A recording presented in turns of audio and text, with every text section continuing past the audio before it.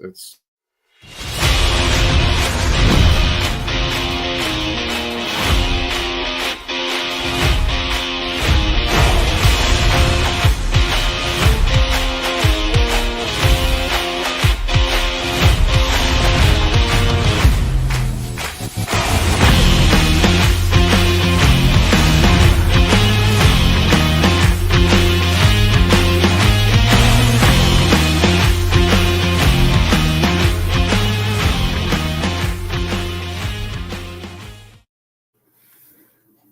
What, Ryan? How did you get that? stole it from you. You did not steal it from me. What? You got it online just like I did. Look at you, got a gobbler too. Yeah, look at that. Welcome in, everybody. Thursday night barbecue chat. We're back. It is. It's Thursday night barbecue chat. I know you always steal my lines. Well, because I'm you don't Steve talk Chris. right away. You just I know because you shocked me with the hat. I didn't realize you were going to have the turkey gobbler on there.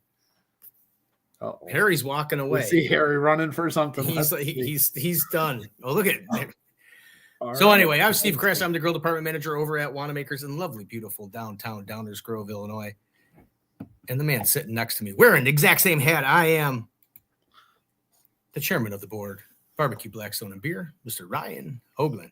What's up, everybody? How we doing? We're back for another episode of Thursday night barbecue chat with our gobblers. We both got our gobblers on today. We got to get our turkey out of the way because we're not going to be here next week because we're going to be eating and stuff in our face. It is 1 week till Thanksgiving, ladies and gentlemen. Can you believe it? I can't wait to I'm excited. eat. I can't wait to eat. I ordered the turkey from Steamboat Barbecue. I am all ready to go. I'm trying to get myself situated here on Instagram, so don't do anything yet. So anyway, we got a great show today. The week before Thanksgiving, we got one of the best in the business. That's all I can tell you. So if you have questions, today is the day to ask because we have one of the best barbecue people in the whole wide world is going to be on today. Just didn't share out to my page. Well, that's what happens, Ryan. I kind of fixed it like that a little bit. I can't. I'm sure you did. What's going on? I'm always sabotaging you. But anyway, so if you get a chance before this, share this out. If you know of anybody else that really wants to know anything about cooking a turkey for Thanksgiving, or if you want to, please follow. It's all about the barbecue. Follow it's Barbecue Blackstone and Beer, and join the groups.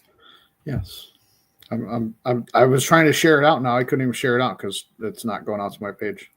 Well, I don't know. It's got you're all linked. It's not up there, but the links are bad. Well, I can't help that. Oh well.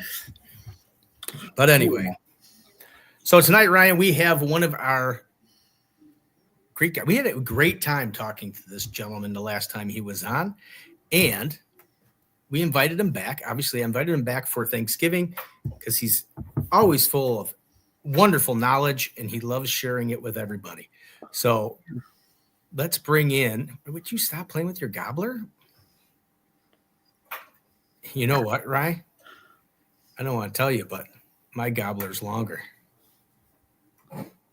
Yeah, well, my beard's longer. That's all right. I'd rather have a longer gobbler than a longer Anyways. Beard. It's Mr. Harry Soo. God, I shared it out, and it's not even going to my page. Well, you going to bring him in, or are you going to just... Yes. Wow, look at he's got a hat on, too. Look at that. Harry got in the mood there. Well, I don't have a gobbler, but I guess the little hood will work here. Is it size matters or length matters? I'm not sure. But it's all about the girth. Okay. If you got to stretch. Harry, good to see you. Good to see you, Ryan, Steve. Yes, welcome back. Thanks for coming back to the show. We appreciate it. Always a pleasure. You're not in your car this time, though, so you're definitely more comfortable. Fighting the LA traffic, but I'm back at my computer, so it's a little more quiet.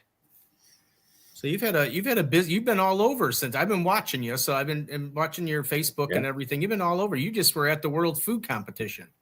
I was in Indianapolis for about 6 days. Had a really absolutely fabulous time. Had a chance to master judge with some of the barbecue legends like Famous Dave's, Leanne, a whole bunch of people. So it was a privilege and an honor to be there. I want to start with something because I wanted to ask you about it. It has nothing to do with Thanksgiving, but I saw that you donated all of your trophies to be recycled. Yeah, it's been a while. I have a lot of students of mine who are veterans, and I'm aware of the sad truth that each and every day, about 22 veterans kill themselves every single day. About 8,000, 9,000 veterans a year kill themselves. And, the invisible wounds of the service take a tremendous toll on all these wonderful men and women, as well as their families. And, it's my little way of kind of making a living, but making a difference. And, I have 500 trophies in the garage, and what am I going to do with 500 trophies? Can't take it with me. So I decided I would donate it to the veterans. And I have one of my students, A-Rod, who is a USMC Marine, and he and Joel, another naval submariner, came by and disassemble all my 500 trophies and put them in boxes, and they would repurpose it to give to the veterans who are having some mental challenges and issues. Because I think what happens is when you are in the military, you're told when to sleep, where to sleep, what to eat, who to kill, and everything else. And once you lose that squad kind of mentality, back to civilian life, your whole world kind of falls apart together with all the things you cannot unsee and unlearn and undo from what you did when you were in service. So it's a little way of kind of giving back. I was also very privileged to be invited on Veterans Day last Monday to be a coach for the Battle of the Branches. Oh, nice. So you had 5 military branches represented in Indianapolis and at the event, and each of the branches would submit 2 teams, Alpha Squad and Bravo Squad, and they would do a taco throwdown, and then the winning squad will move to the MRE final.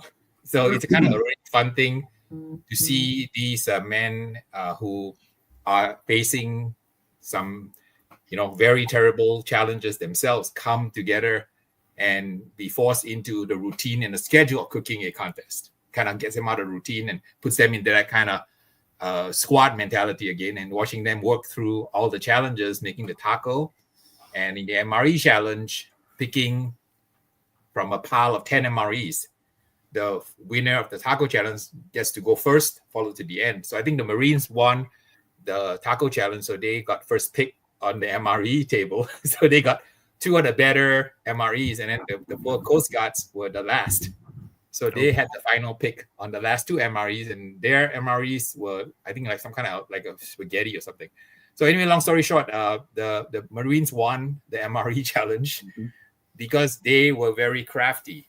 They provided a drink to all the master judges, which nice. The other branches failed to do. So I guess, if you liquor up your judging panel, that always works in your favor. I agree. Yes. I agree with that. Well, that's pretty cool. Gobble. Yeah, I saw that a while back, and I thought that was pretty cool that you did all that. Because I think you had mentioned that when last time you were on talking about spiritual happiness and material things and this and that, and then I was like, wow, he's not only talking the talk, he's walking the walk. So I think it was pretty cool.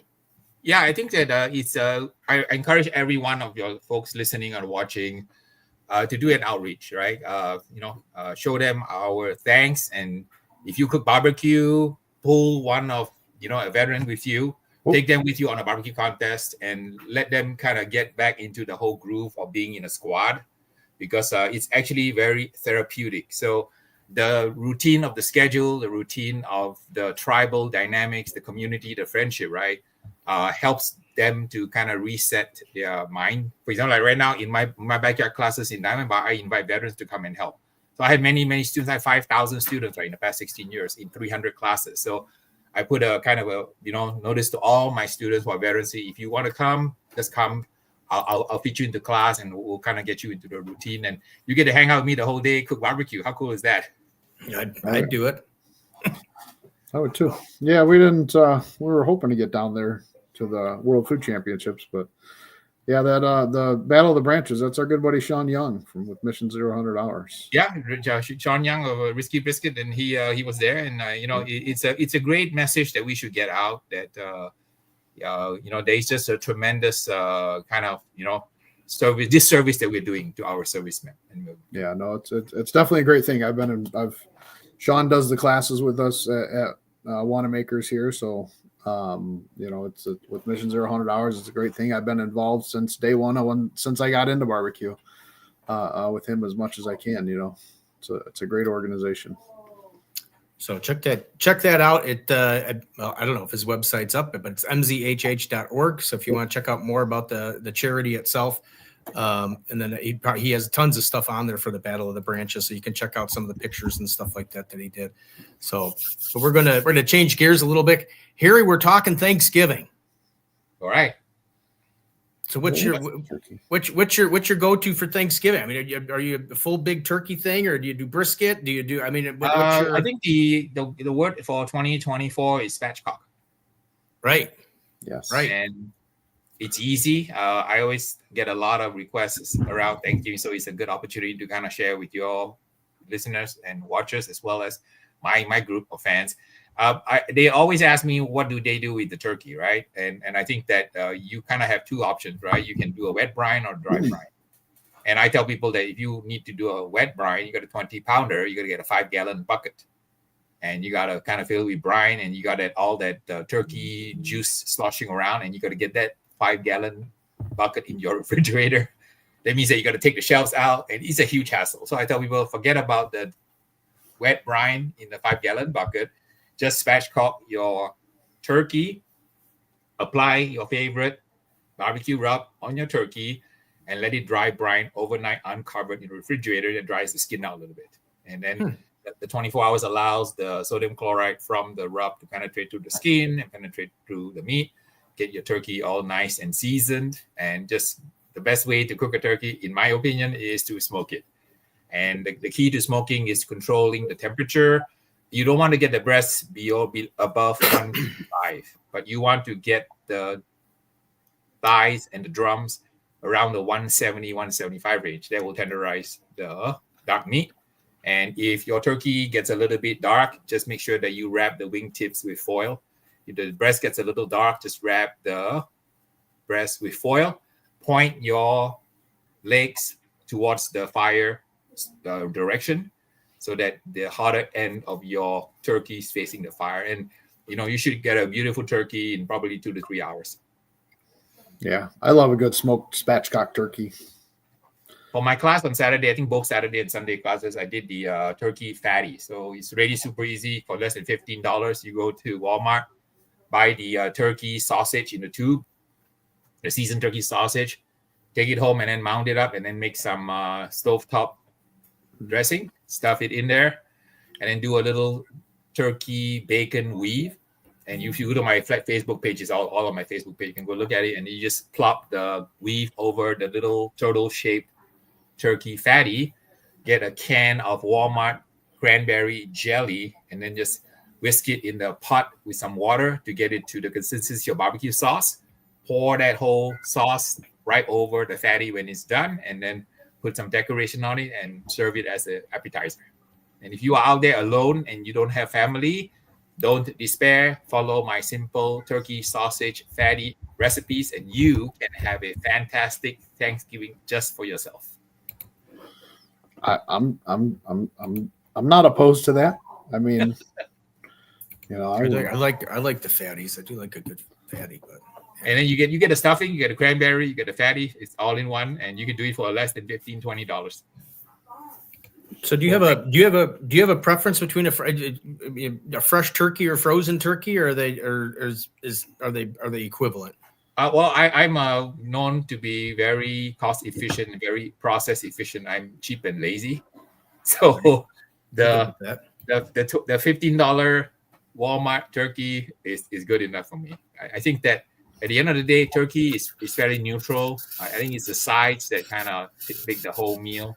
I love to do the the sides, the mashed potatoes, the beans, casserole, and I think the sides make the meal. That's my opinion. The turkey is okay, but I think it's the sides, and then of course the spirit of family and community. That's really what it's all about. I think this Thanksgiving I have to like spread myself across 4 parties.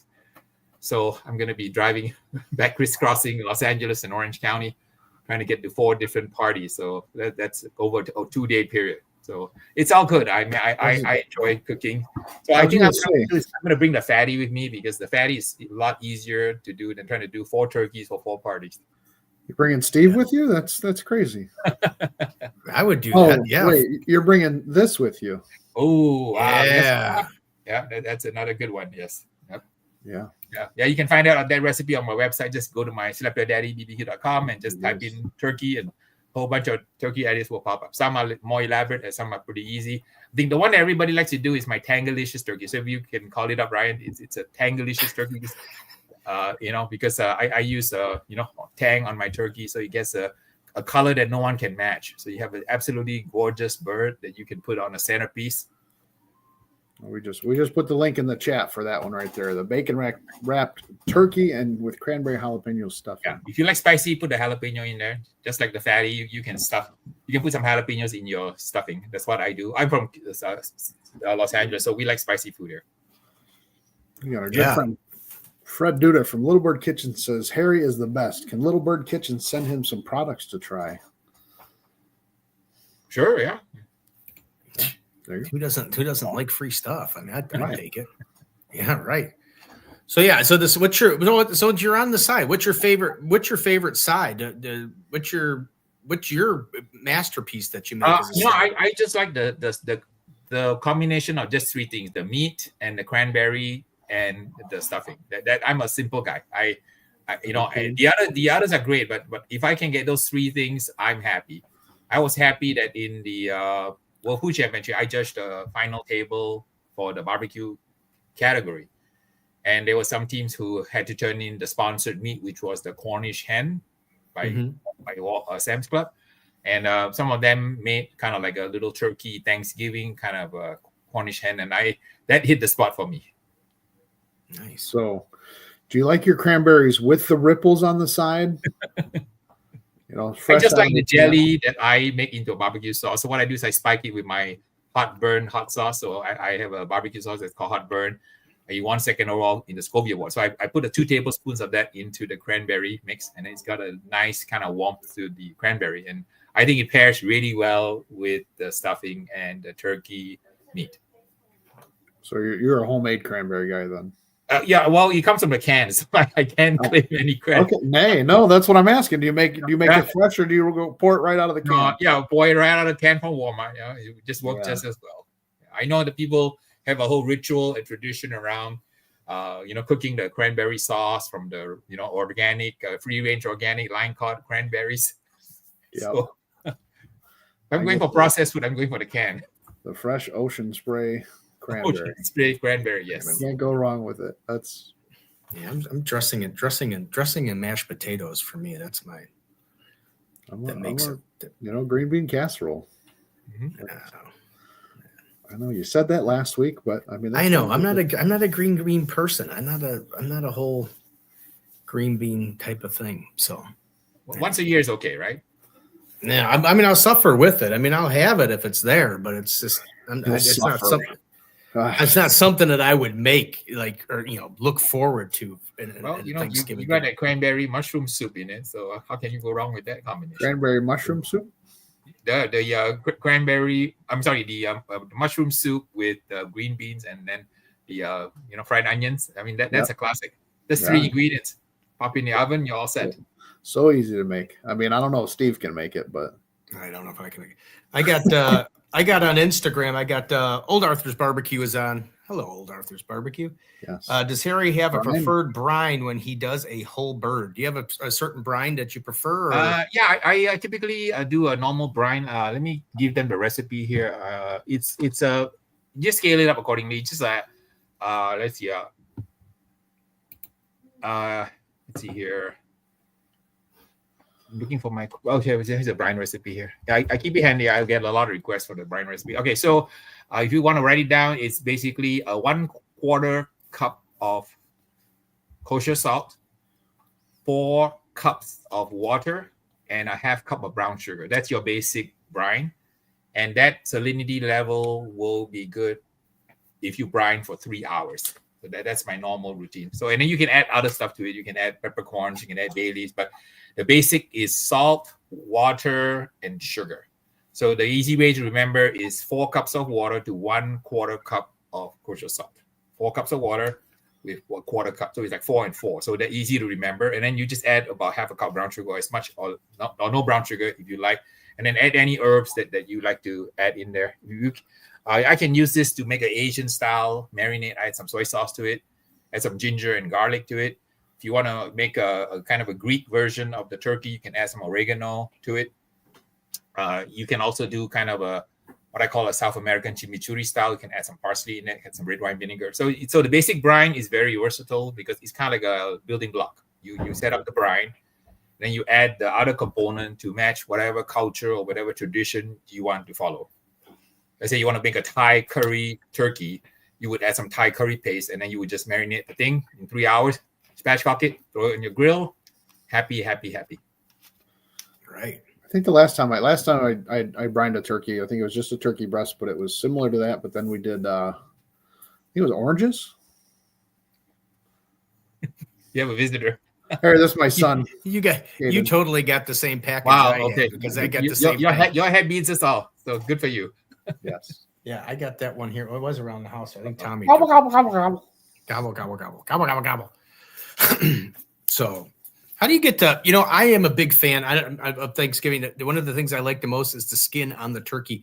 How do you get the crispiest skin? How do you get that? To me, is the best part of almost the whole thing. Yeah, I think there are two things, right? One, you can do the jacquard method. So you can jacquard it when you dry brine it, you can jacquard it. The other is also you dry it in the refrigerator so the skin dries out a little bit. And then the third tip I can give you is that cook it at a higher temperature. So like, the Costco rotisserie chicken, the reason the chicken skin in the Costco rotisserie chicken is crispy is because they cook it around 325 to 350. So just bump the temperature up. I like to cook my turkey kind of low and slow around 275. And I don't usually, expect the skin to be crispy. But if you want the skin to be crispy, you can cook it at a higher temperature. But I find that when I cook at a higher temperature, because there's a lot of thermal mass on the meat, it tends to dry the meat out. So you can also fry. You want to really crispy, you want to just fry the turkey. Fried turkey is fantastic. I do like that. Well, can you do it in that case? Then, to get some of the smoke flavor, can you smoke it for, like 2 hours or something like that, and then raise the heat to try and crisp up the skin, or do you just still? Yes, you can. I would not bother to do that in the pit. I would do that in the oven. So you cook it low and slow, get the smoke like maybe 275 for a few hours. You get the internal temperature to like maybe 140, 150, and then you just throw it in a really hot 450-degree oven. That will crisp the skin up. But the problem with the turkey skin is kind of thick. Right. So it's going to be hard to get it the same as kind of chicken skin crisp. But you can try. I think most of the time, my family, we don't eat the skin. We just kind of cut it up, and there might be a small sliver of the slice, but it's not as kind of like the way you eat a kind of a like a normal chicken, like a rotisserie skin from Costco. Okay. Yeah, I know deep frying is one of my favorite ways to do it. Old Arthur's Barbecue also has a question for dessert. Cook it on the grill or smoker? I will cook it on a smoker. What is easy for Thanksgiving is I think a cobbler goes well, something sweet, And my cheat for my desserts on the things I use a regular pancake mix, and use some canned peaches or canned cherries and lay it out, give it a smoke, and then plop some of the prepared box pancake dough on top. And people seem to like it. It's just super simple. I always tell people just keep it simple. It's a traditional meal. Focus on spending time with the family. I think that I'm guilty of it. Sometimes we are so caught up in the cooking. We want to do so many different items, and we forget to have the community family. Yeah, that's what the day is, of being together and just enjoying each other. And yeah, I can see how that can happen. There's a lot of food. I reached a point in my cooking process where whenever I have family and friends over, I actually involve them in the cooking. So people who come to my parties now, they know that they are expected to work, because I think that the community is built better when everybody contributes to the meal. They just come to the house and say, Harry Soo cook the meal. And I basically have these little Mensa prep trays, like a little tray. So I prep different trays, and when guests come, I say, okay, who wants to do the beans? And here's your tray. Go to this smoker and do it. Who wants to do the protein over here? Go over here. So then I'm like the little director running around, coordinating multiple small little cooking teams, and the family just loves that. My friends like that because that way they're involved in the cooking process, which is just coming over and just passively eating. Oh, I like passively eating though. But I wouldn't mind doing the little cooking thing. I think that would kind of add an extra step in entertainment to the whole thing and togetherness, because at least everybody then feels like they're all part of the cooking process and the meal, the finished meal, I should say. So yeah, the other thing I like to do is also I like to acknowledge some of the families that come. They're of different traditions. So we'll have the turkey and the stuffing and the the cranberry and everything. But I always try to create Thanksgiving dishes that suit some of my friends and family and relatives from different parts of the world.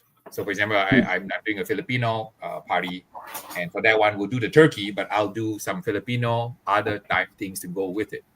I have a family that's Japanese, and we'll do some Japanese riff on the Thanksgiving turkey. So that's kind of really fun that you take the best of American tradition and you show people how you can be inclusive and not exclusive.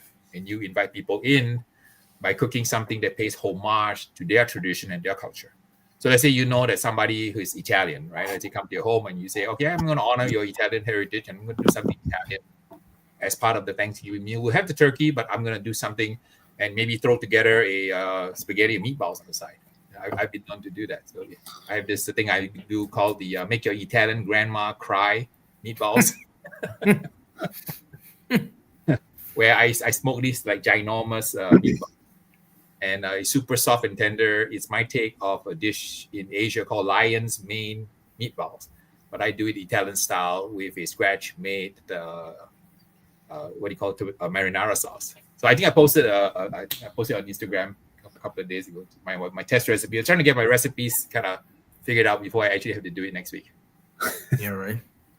We got a couple good comments on there, right? Yeah, we got Fred. Fred says most turkey packing says it's packed in a 7% saline solution. Can you still put that in a brine? You don't have to. I think they try to make sure that the salt content is high enough so your turkey doesn't dry out, because most people cook with the popper, right? You know, the popper thing, which is pretty much worthless. But people think that popper is what they need to use. So I always tell people the first thing you want to do is you want to remove that popper and throw it in the trash. Right? Use your thermopan to make sure that you get the breast to 155. I tell people never cook the breast beyond 155, because once you go across 155, right, the proteins all kind of strands all get kind of twisted and it gets really hard. What temper are you smoking at? I like to do about 275, and I like to have my legs pointed towards where the heat source is. So if you're using an offset, just point the legs towards the fire pit. You know, if you're using a pellet cooker, just position it offset so that the turkey is not over the fire pot. Just put it to the side on the cooler part. Point the hotter part with the legs towards the fire. And then when the breast gets a little bit done and it looks dark, just cover it in foil. If the little wings are kind of brown, just kind of wrap them with the tips with foil. Have you ever taken the turkey and made with the aluminum foil like the bikini? No, I'm not aware. What was a bikini? I'll have to see. I'm going to see if I can find a picture. Yeah, go find your image of it. It will. It'll take me a second. I don't even know if I want to see the picture of it, Ryan. That doesn't sound. It sounds funny. Well, anyway, old Arthur's on Harry's cobbler. He said similar to Harry's pancake dough suggestion. We like to loosely top our cobbler with a box of cheap white cake mix, dry. Oh, dry. Yeah. Yeah, I don't know. Kind of got in the it kind of cut out after that. But yeah, so that's a different way of doing the topping on it. Yeah, I think that's the Boy Scout method. I believe that's taught in the Boy Scout. So when you go out, you use a foil pan and just throw all the juice, all the liquid from the canned peaches and canned fruit that you have, and then just pour the mix on it, and then you just basically bake it. It's good. And any way you can get anything sweet is all good. Can't go wrong. I found the post here. They are the Italian grandma meatballs. You go to my Facebook post. I think I posted it yesterday. See my giant meatballs. Sorry. Yeah, so you take the, just like you're talking about, if it's the turkey's getting too dark and stuff, you don't want it to get too dark, you take your aluminum foil and you can shape it on there, and then it comes out looking like this. Ah, got it. Okay.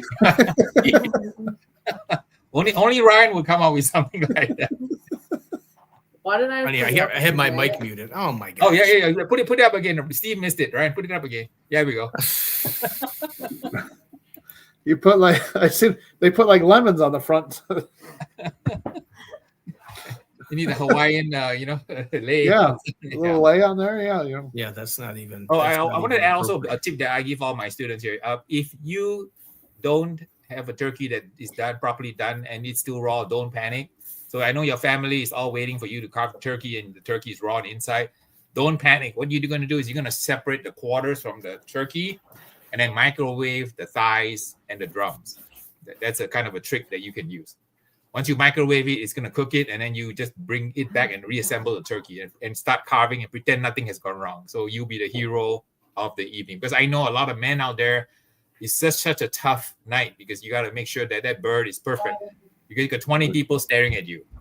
And when you cut into that turkey and you realize, oops, it's still bloody because you didn't temp the inside of the turkey quarter, no problem. Cut off the 2 quarters, thighs and drum, put it in a plate, cover it, put it in the microwave, and just zap it. And once the dark meat is cooked, put it back on the turkey and reassemble. And proceed like nothing happened. That will save your day. I know that happens quite a lot because people forget that, you need to temp deep into the meat of the thigh. They temp the outside and they found the inside is still raw. Yeah, AK Barbecue Man says, "Hey Harry, greetings from Alaska. We need you to get you back up here soon." Okay, yeah, it's 20 degrees now. Soon to go down to minus 40. Yeah, I decided to cook the polar bear barbecue in Alaska. I think that's where men go out and cook in minus 20 degree temperature. So. No, I'm good. I don't know if the $12 coat would make it in Alaska. No. That one I have to borrow a coat from a local. that is, we in SoCal, we don't have anything that would, be able to take you down to minus 20. Yeah, that'd be the day. What do you think, Ryan? Now we both got our. Oh, Harry's hat fell off.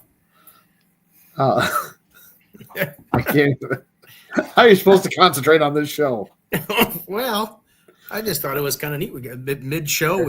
Halfway through the hour. It's a really serious show here. We're doing a serious. Carol Dunlap from Teeny's Brew and Barbecue says he's over on Instagram. Says, "What's up, turkeys?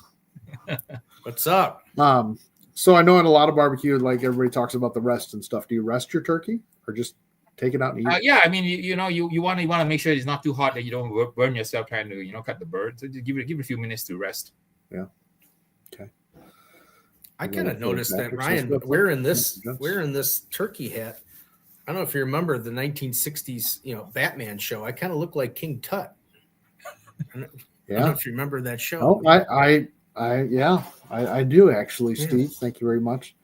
My turkey's. I wasn't sure. I don't remember when the rerun stopped, Ryan. My turkey's ready to cook. Like he's just not.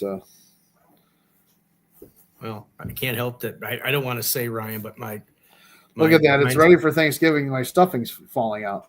Mine's, I don't want to say anything, Ryan, but mine's a little firmer too. Well, that's, I mean, they got blue pills for that. Anyway, so speaking of stuffing, Harry, do you make your own stuffing? Or, I'm hardcore stovetop right out of the box. I love it. Yeah, I don't know. I think that there's a traditional flavor that you're used to, and it's that kind of box stuffing flavor. I know when I first started cooking Thanksgiving, I would go through the trouble to, make my own, kind of croutons and then use that to make the stuffing. But I realized that over the years, right, my family really likes the flavor of the stovetop, the 225 one. And after a while, I decided, why am I spending all my effort trying to make this custom stuffing with 27 different ingredients in it when my family just loves the one that comes out of the box? Yep. Pour it in. Hot water, mix it up, and you're good to go. Yep, and everybody's happy because the thing I learned about Thanksgiving is the memory, the community, and the family. The food is almost like secondary because turkey's turkey. Everybody eats turkey, but I think the magic about the event is the cranberry and the stuffing. And then the turkey is pretty normal because we have turkey sandwiches all the time. So I think those three, a combination of three, and then family is the most important combination. That's what it's all about. That's why when you said you were going, I'm glad you said that you were doing that in 2 days to go to 4 places, because I heard you can't get from one side of LA to the other side of LA in the same day. So I don't know how you're going to do 4 places in one day. I was worried for you. So 2 lunches and 2 dinners over 2 days. Yeah. So Okay. so I'm going to spread myself out. But I also like to cook other things. So for the one for the Filipino family, I'll make a Filipino dishes to go there. And I have one that's Japanese, where we'll do some Japanese stuff also. So it's fun. I enjoy riffing and trying different combinations to kind of bring the whole spirit of Thanksgiving to everybody, and to show people that America is a very unique place where it's just a rainbow of different people, different cultures. And I think Thanksgiving is a good time to give thanks to that, appreciate the diversity, encourage inclusiveness, and try to honor everyone's tradition. Yeah, not to get off of the subject of Thanksgiving and turkey and stuff. But is it bulgogi? Bulgogi is a kind of Bulgogi. Korean marinade. Yes, it's basically. I just made. I can't. I'm gonna have to send it to myself. But I just made bulgogi. Bulgogi. Am I saying Yeah. it right? Bulgogi. Cheesesteaks. Oh wow, wonderful. Oh, they're good. Yes, Adam. Yeah, I think that the marinade is magical because it has kiwi fruit in it. So kiwi fruit is a natural tenderizer. It contains a chemical called actinidin. And in Korea, what they found out is they puree the kiwi fruit into the marinade. Okay. And that gives a sweetness and a fruitiness to it. And the tenderizing agent in the kiwi fruit makes the meat really tender. And then you have a little bit of what I call Middle Eastern kebab influence because they puree the onion. So the bulgogi is actually an onion, water, kiwi fruit marinade, borrowing cultures from the Middle East and from New Zealand. So there you go, a little bit of a United Nations lesson on something that came from Korea. It's not really Korean. It's a combination of techniques and methods from around the world. I kind of like that idea. It was amazing. I'm finding myself, like, I mean, you say expanding out in different cultures and stuff like that. Like I look at some things and I'm like, oh, I don't know about that. But now I'm like to the point where I'm like, I don't know about it, but I want to try it. So I did that with the bulgogi with kimchi all mixed in. And it was like I bought this kimchi a while ago for another dish and I never made it. And it was just sitting there in a can or in a jar. And I was like, let's just put it in there. Let's open it up. And I was thinking it was going to be like super spicy and this and that. It was really good. Yeah, it's their version of sauerkraut. So I think if you go around the world, right, every part of the world has pickled vegetables. You go to China, there's many kinds of pickled vegetables. You go to Japan, in Korea, they have kimchi. You go to Germany, there's so many kinds of sauerkraut out there. I think what we have found out is that every culture in the world kind of loves food. And they use local ingredients, local methods to make it their own. But I think all cultures have some kind of pickled vegetable. They all have some kind of smoked meat. Like even in Japan, there's 6 or 7 kinds of barbecue in Japan, from yakitori, teppanyaki, robota, and so on. So, within each country, there's just a richness of traditions. You go to Asia, there's a thing called satay, and there's just many, many kinds of satay. I just finished cooking in Mexico, and they have all these cabritos. They have the suckling pig they cook on a frame. So what I learned is that universally around the world, every culture cooks barbecue in their own unique style. You go to Africa, it's African braai. And I grew up with. It's all good. I love them all. I grew up. Satay was a special dish for us at special times because there was a lot of work that went into it. My father was born in Jakarta, Indonesia. Oh wow! Okay. So I get a lot of. I got to grow up forced to eat a lot of foods. Mm-hmm. So I will try something once, maybe twice if it's okay. So if you try bulgogi, then the next thing to try in Korean culture is something called kalbi. Kalbi is the beef short rib planken cut. So you imagine the beef short rib, right? Cut across the bone in about half-inch thickness with the three bones sticking on it. That is an extremely popular feature in America called kalbi, Kalbi. And Kalbi. Kalbi is kalbi. It's the same marinade flavor profile as the bulgogi. The bulgogi is usually done on thin sliced ribeye. Yes. So Yeah. on the galbi in America, it's done on flanken cut short rib. That's another interesting story around that too. In Korea, when they make the galbi, the beef short ribs are big chunks of meat. But in America, the Korean community in America slice the beef, the 3-bone beef short rib against the bone to create half-inch thick slices with 3 bones on it. And that became extremely popular in America because it's so fast and easy to cook. And that idea was actually exported back to Korea. So in Korea now, they're cooking American-style Korean galbi. So it's an illustration of how cooking methods continue to evolve. They continue to spread around the world. So an idea that spread around the world was exported back to the country it came from. And that's pretty cool. Yeah. It's like California rolls. There was no California roll in Japan until it was invented in California because of the Hass avocado. And that idea of California rolls now is done in Japan. Well, Interesting.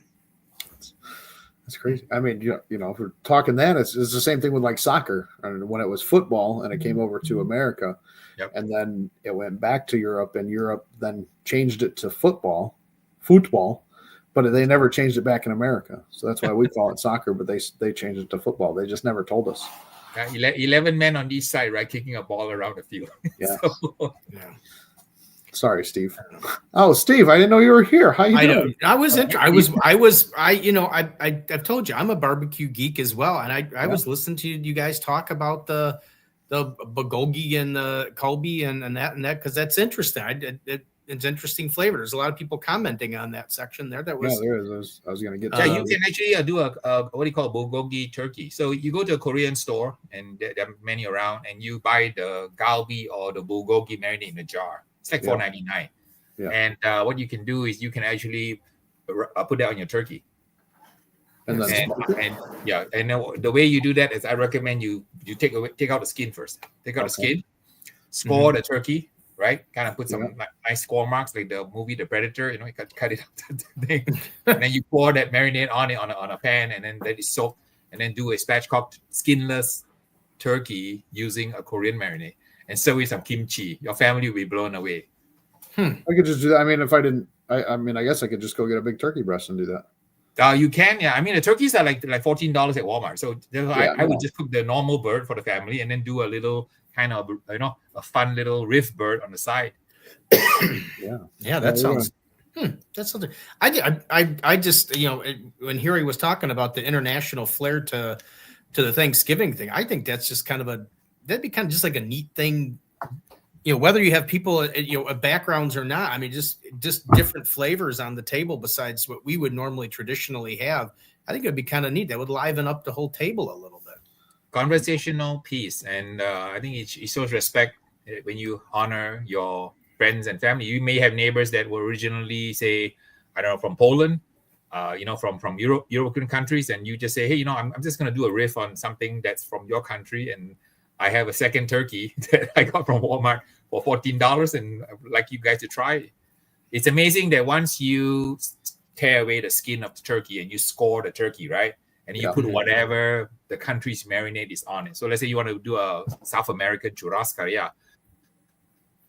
All you need to do is make a chimichurri, right? Chimichurri with some garlic or some parsley and then some French dressing. Slather it over all the cuts, and you cook the turkey, and you can call it a South American Brazilian chimichurri turkey.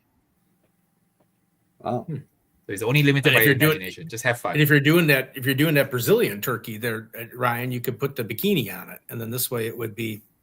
There we go. That's right. That would be perfect. Like that Rio would be de a perfect Janeiro. way to do bikini turkey. Yeah, there you go. That'll be the Brazilian with the Brazilian wax job, no less. Yeah, make sure you remove all the hair from the strategic spot just to make sure it's a good representation. Okay, right, Ryan? Make sure you. Yes, And then I'll be sure to get a send picture. Steve and me a picture of that if you do it. Send a will. picture. Yeah. We'll post it on our Well, social media. Harry will put it up on his Instagram. I'll put it on my But, Instagram. Yeah. Better still, I'll put it on YouTube. We'll say it's Ryan's Brazilian chicken, Brazilian style turkey. Skinless Brazilian chicken close Yes. shave. Yeah. No, I think plucked. Is it plucked? Plucked. Freshly plucked in all the right places. Freshly. Yeah, you probably don't want to use the same razor after you're done shaving the bird yourself. Okay, you have a beautiful beard. You don't want to kind of mess it up. What's a razor? I don't know what a razor is. I do. Yes. Yeah. Let me get caught up here. We got the Dogfather's Barbecue says, Brother Harry Soo, what's up, bud? It's been a while. Hey, Dogfather, it's been a while. Yeah, I've been watching you post on social media. So best of success to you. You're a great guy. We need to do another collab down in Texas again. Go and do a pantry raid in your home here. Go raid your pantry and cook something for dinner. Got our good buddy Adam down in Arizona, freshly back to the States. Says, nice hats, gentlemen. And says, Bulgogi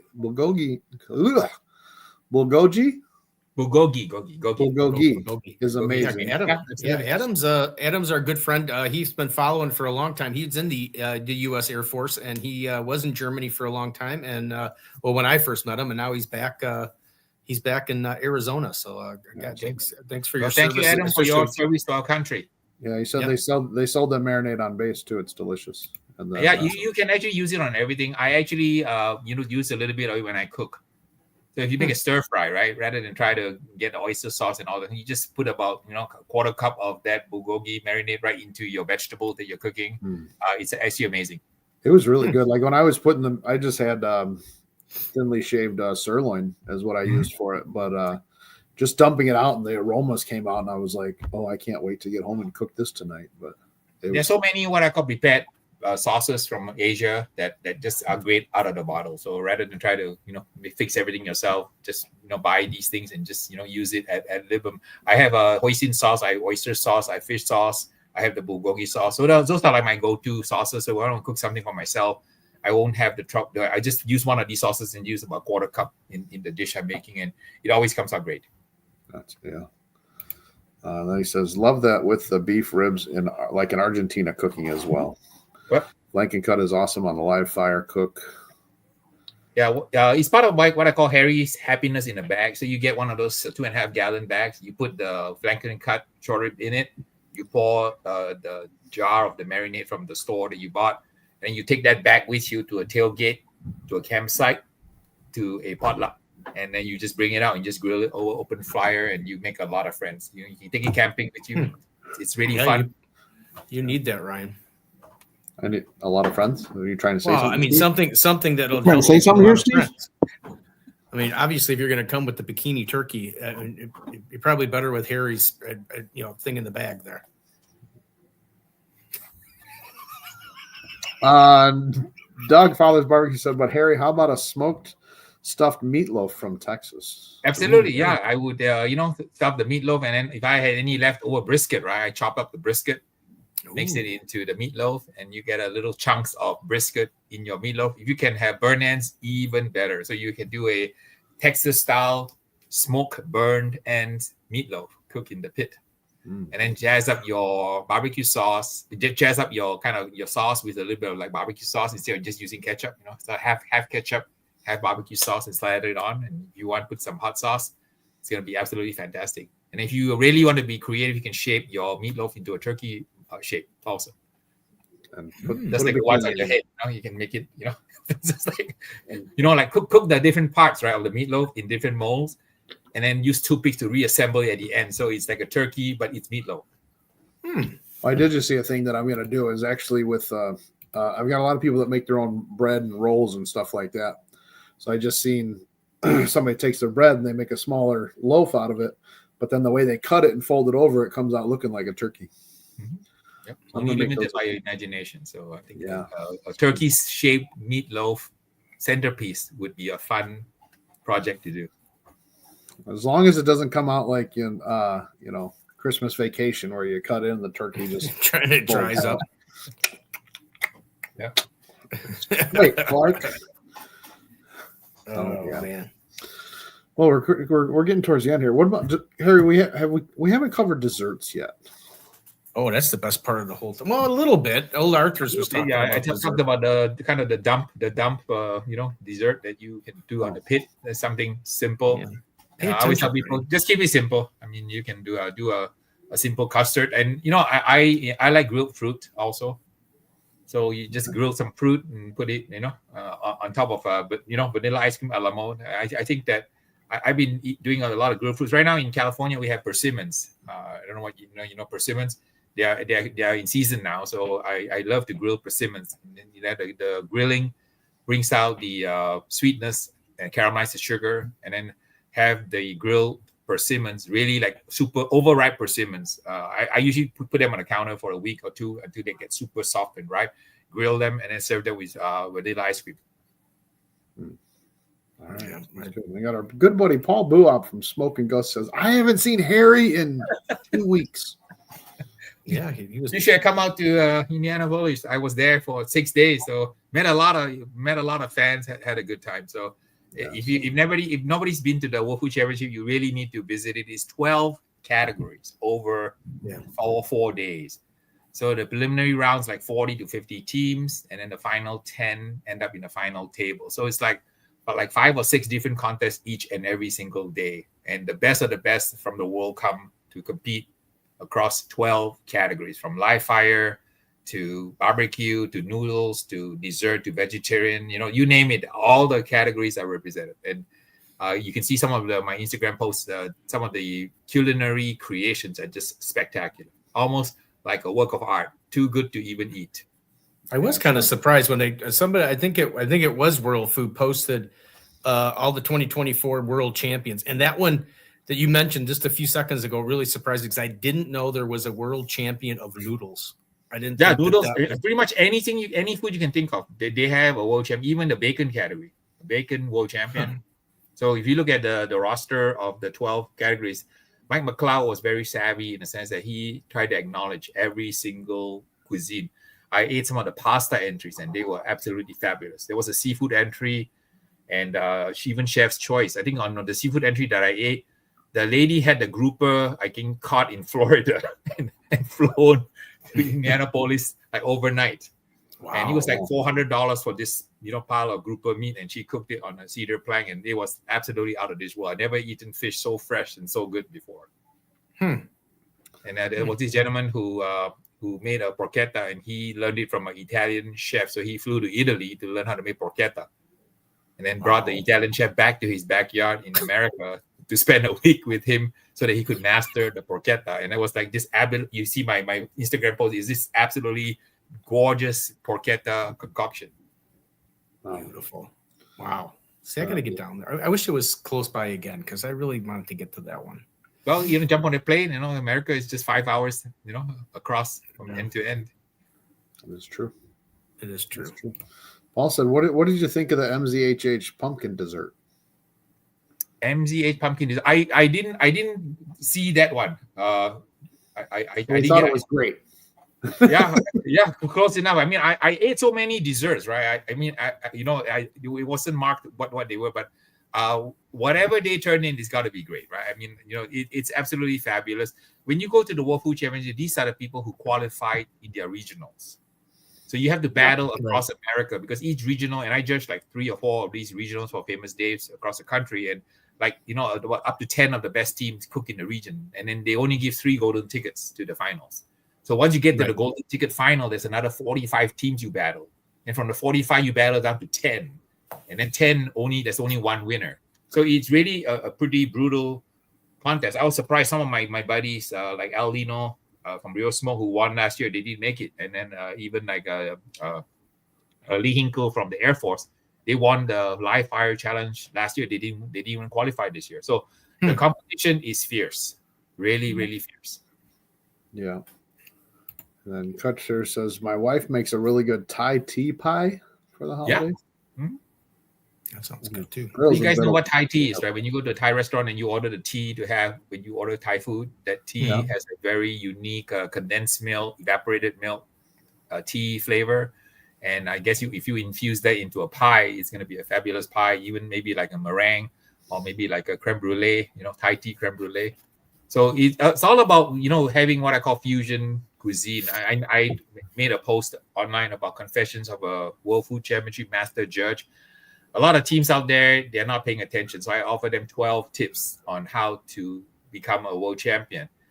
One of them is to understand the difference between fusion cuisine and confusion cuisine.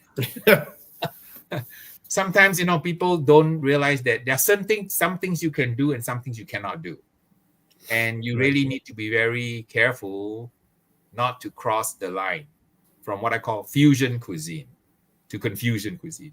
And I noticed in some of my entries that I tasted at the World Foods, they were just trying to push the envelope, in my opinion, too far. Too much. Right. Far, yeah. So after a while, the dish kind of looks and feels discombobulated and kind of like falling apart, right? Because the World Food Championship judging is very different like KCBS. It's basically based on execution, appearance, and taste. The execution is extremely important because execution means that how did you create something original? How did you create something that was authentic? Something that was like original, like you. And that type of scoring is very, very different than maybe some of the traditional things that I'm even guilty of doing, is turning the same looking food every single contest.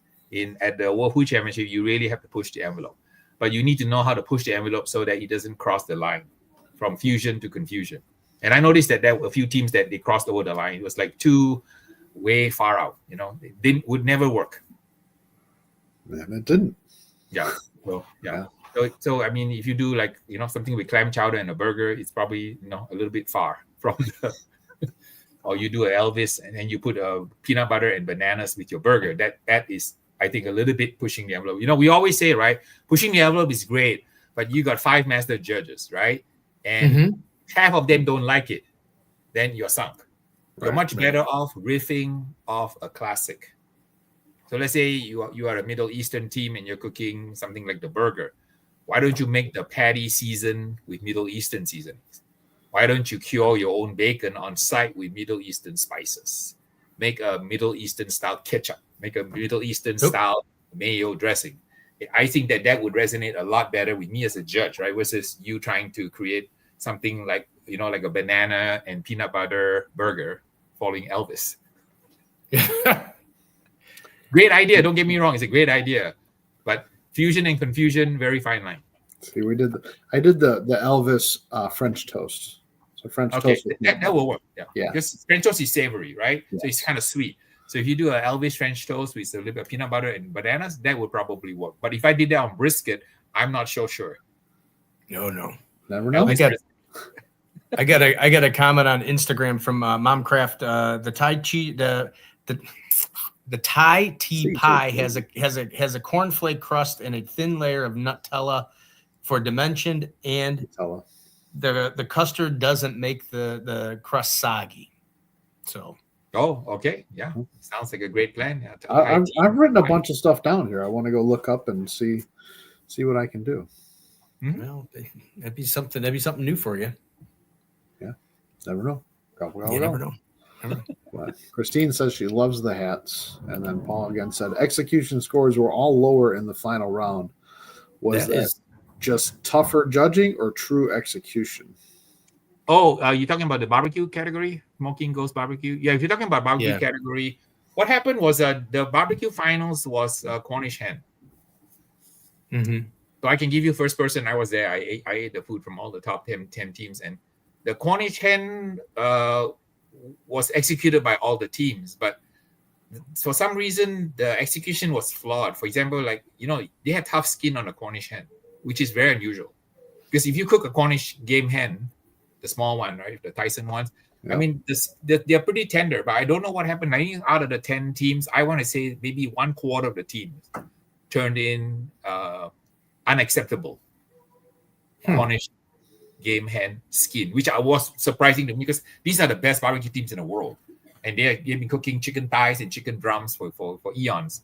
But Leanne was there, Dave was there, and we ate the food and it was off. I'm not sure why. Maybe they were thrown off by the game hen. And what was interesting is that they didn't show the diversity of the previous year. The previous year was won by Sterling and El Lino, and they made like a combo. So what they do is they took the meat and deconstructed it and made multiple entries. In the Cornish hen entry, no team did that. which I thought was surprising. Everybody turned in a Cornish hen, and that was it. They didn't make a pozole out of it. They didn't make an egg roll out of it. They didn't try to make a gyoza out of it. They didn't make a steamed dumpling out of it. It was just a plain Cornish hen. So the team, I think Sean Williams won, and that's fair and square. He made like a almost like a Chinese style roast duck looking Cornish hen that he had done, and it was very, very good. But I noticed none of the teams tried to break up the meat in the Cornish hen to make multiple items, like multiple tapas, which I thought would win the day because we're looking for creativity and authenticity. Most of them turning kind of one-dimensional dish. Right. Yeah. Actually, Ryan, that's Christy Vanover from Girls Can Grill. Oh, she was a guest. You were actually, I think you had to go to your wake that night that she was on. She actually has her competition coming up in a couple of weeks. I believe it is the first weekend in December, if I remember correctly from the show. And I believe it's called the Barbecue Jackpot. And it's one of the first competitions in Las Vegas in a long, long time. And she is completely sold out. So congratulations to her. She also has a cookbook out and she's got some rubs. So kudos to her. Her plate is full. So Christy, thanks for signing in. So that's awesome. Yeah. I missed the show. I did watch a little bit of it, but unfortunately, more important. Friend's family passed away, so yeah. But look at that, our hours gone by here quickly as always. Yes, Harry, it's always a pleasure to have you on here. I'd love to have you back in the future again if you're willing to come hang out with us. He likes hanging out. I mean, who else? What other show does he go on? He doesn't get to wear goofy hats on other shows. I've seen him with the cowboy hat, but he doesn't get to wear goofy hats. I have a bunch of hats, including a fox hat, a cougar hat. So I need to get on your show. Why don't we do this? If I come back on, we'll make it a point. We all wear hats. How's that? Okay. All right. We'll have to figure out some goofy hats to wear. Yeah. Bring a goofy hat to wear. Look at he wants you to come up to Wanamaker's. Yeah, we'll have to see if we can find a way to get you to do a class or something at Wanamaker's. We'll figure something out. Just anytime. You remember I'm retired, so every day is Saturday. I can't wait for that. Sorry to remind you. I got a long time for that. Yeah, no, but thanks for coming on. And obviously Harry's products are Slap Your Daddy barbecue. You can go there. You can order his rubs and sauces. He sent us some of the rubs and sauces to try. They're all very good. So yes, that umami one. Oh, crack cocaine. People call it crack cocaine because it's good on everything, including I didn't rice. try it. I didn't try it like that, but yeah, well, yeah, maybe I'll put that on my turkey. Anyway, so check out Harry on Facebook, Instagram, TikTok, YouTube, everywhere. And Harry, happy Thanksgiving. I hope you have a safe one and enjoy your company and you got 4 Thanksgivings. I'm kind of jealous a little bit. Yeah. Well, thanks, Steve. Thanks, Ryan. Always a pleasure to be on your show. Happy Thanksgiving to everyone. Thank you. Yes. Have a good one. Thank you. All right, Harry. See ya. Awesome. I love Harry.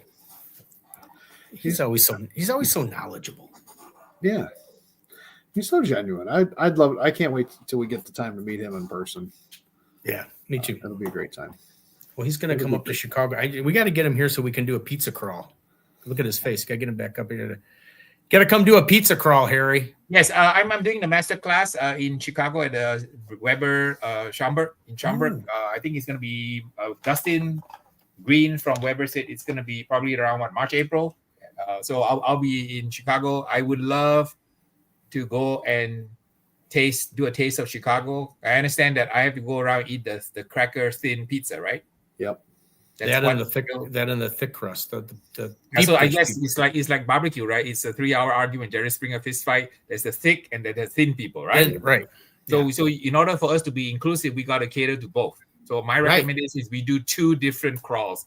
We do one that hits all the thick, and we do one that hits all the thin. All right. Well, for March or April, put it on Facebook and round up as many of your followers as we can, and we'll do a little caravan and go from place to place. Yeah, that'll work.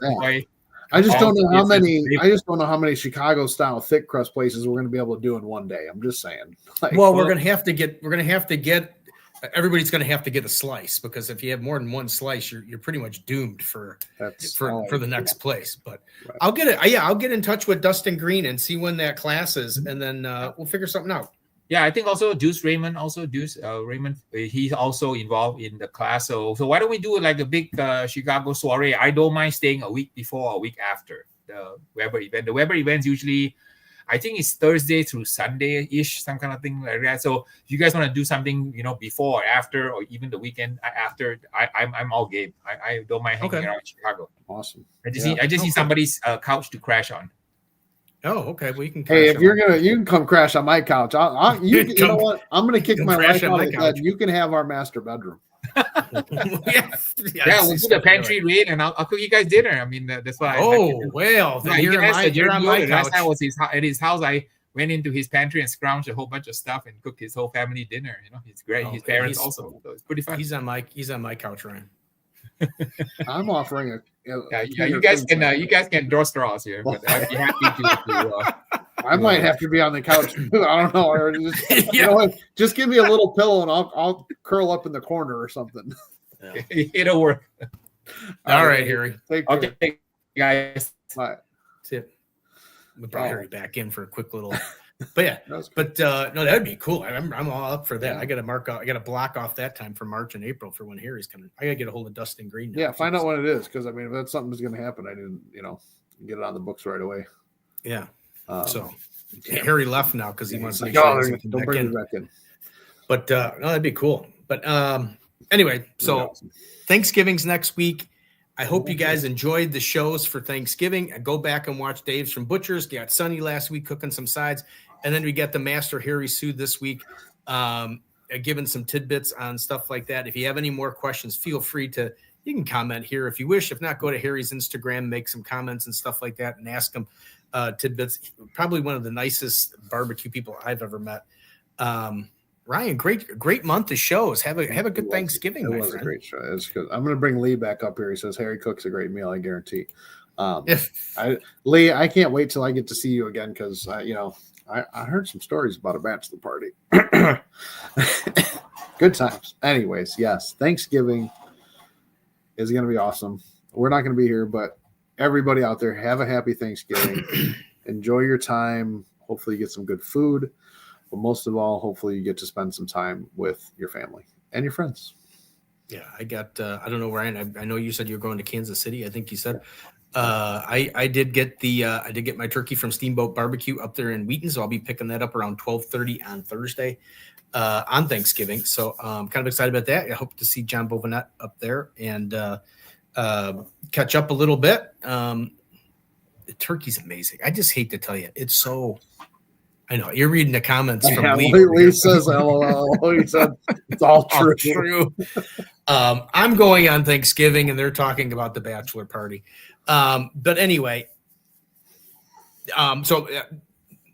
again, as I mentioned in previous shows, if you don't feel like doing the cooking and you don't feel like doing all the stuff, and you just want to have a great meal, go to a local barbecue place that's near you or somewhere and then order one of the turkeys when you're helping out a small business. And the food is usually spectacular. I can't speak for all barbecue restaurants, but I know that Steamboat in Wheaton, where I got mine last year, was fantastic. So you'll probably see pictures of that on Thanksgiving. That will be the picture of the turkey that I did not cook it, but I got it from Steamboat Barbecue, and John Bovinette does a fantastic job cooking the turkeys.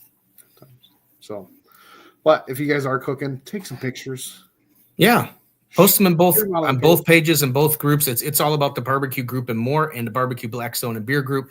Post pictures. And I did want to touch on one thing since we're on here for the it's all about the barbecue and more group. It's your group, people. I mean, as long as you're not out of control, you're not crazy. I know Michelle's Blackstone. She posts videos and stuff in there. If you do social media content and stuff like that, and you want to put it in the group, like I said, as long as it's not like bad, you're free to post it in there. I mean, that's what it's there for people to see other people cooking, even if it's that bikini turkey right there. It's there for you. That's what it's there for. It's for everybody to share. And Ryan's group is the same way. I've been in there. It's for everybody to share food. That's what we're all excited about is food. So feel free to share stuff in there. If you do some cooks or you do some shows or whatever, and you want to put some little clips in there to whatever. I like seeing the food. So feel free to do that. I'll take it down if it's something that I don't think should be in there. But yeah, food away. Yeah, I always just say though, the only thing I ever ask on my group on Barbecue Lexington and beer, I'm sure Steve's the same way. Share more than you take from it. Right. So, and not only just sharing your stuff and sharing your food out there, that inspires other people. You look at something and you go, now I want to make that, or I want to try that, but I want to twist it up this way, and give credit to whoever you took it from. Exactly. So good stuff. With that, guys, have a Barbecue's happy fun. Thanksgiving. Have a great Thanksgiving, and Ryan, happy Thanksgiving again to you. And Same to you. as always, as you know, after the day after Thanksgiving, Saturday is Small Business Saturday. So please get to your local small business and help support the small businesses. Shop local, shop small. We love when people do that. Hope to see as many of you as I can over at Wanamaker's during the next week. This is coming up. I always throws everybody off. I call it Thanksgiving weekend. This is the weekend where most people are coming in getting their barbecue supplies.